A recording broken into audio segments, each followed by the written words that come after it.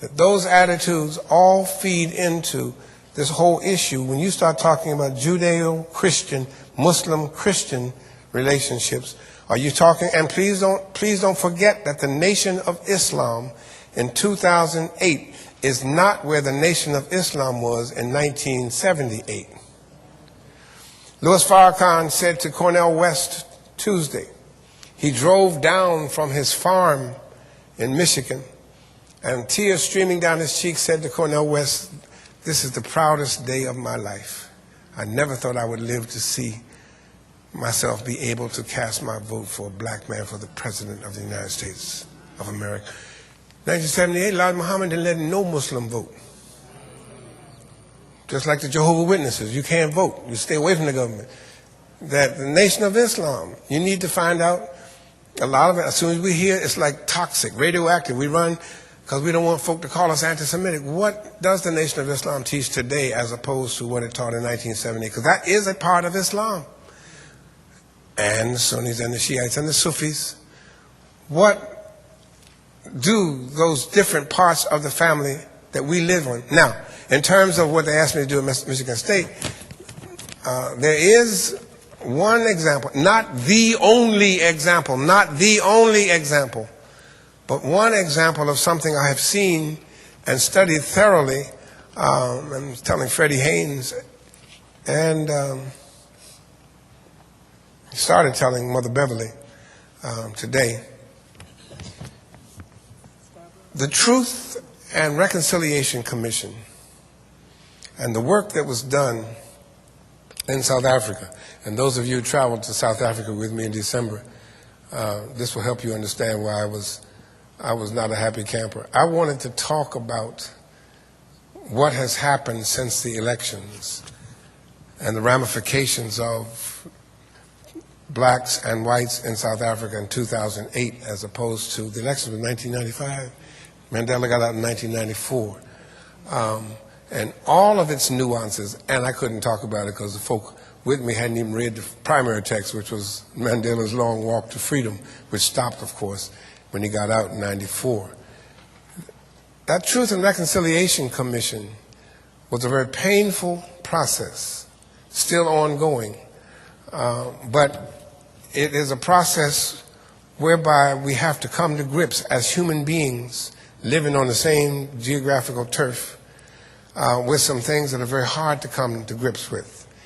And I was sharing with Mother Beverly, and I shared with Freddie Haynes, this 816-page book by Mark Gavesa on Mbeki, The Dream Deferred, using as its theme Langston Hughes, What Happens to a Dream Deferred, looking at the development of the ANC, the African National Congress, and what has happened to the African National Congress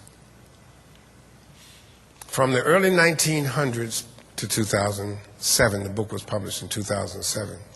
It is a very fascinating, very involved, very complex story, but it gives and points a way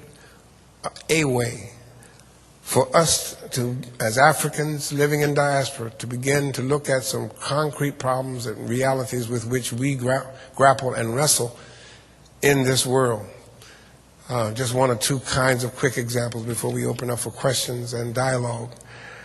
The ANC, the African National Congress, first of all, is not a monolithic organization. It has several different divisions. We, this United States of America as a country, labeled them and branded them as communists. So most of us don't know nothing about the ANC. We don't know them, won't know nothing about it. I ain't no communist. And Dick Cheney called a communist. He called Nelson Mandela a communist. And I'm a Christian.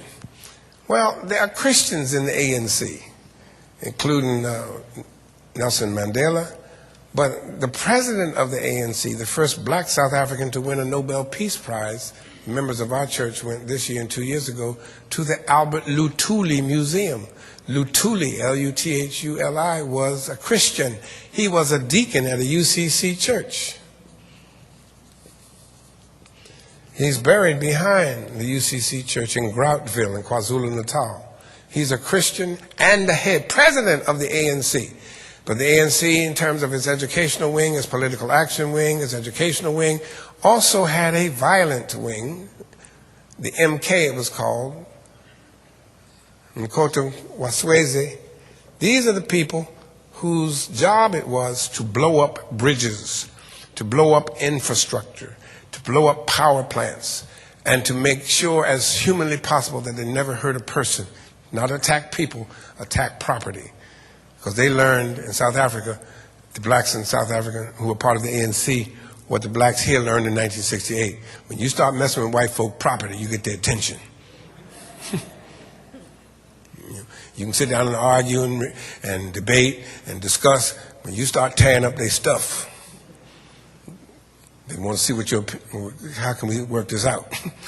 And MK kept blowing up stuff, which kept the Europeans, which kept the Boers, which kept the Afrikaners at the table. And I say Europeans, I mean the European businessmen who are invested deeply financially in that country. But what is it like to be, they were banned, the ANC was banned, I mean it was an illegal organization. And when it was banned, most of its leadership was either put in prison like those on Robben Island or living in exile outside of the country. They couldn't come back into the country. And they carried on their operation in exile and smuggling messages on and off Robben Island in whatever way possible, cigarette, matchbooks, whatever. And to read the fascinating story of the ANC as an organization in exile up until it's unbanned right before apartheid ends, then Nelson Mandela is freed, then the elections are held,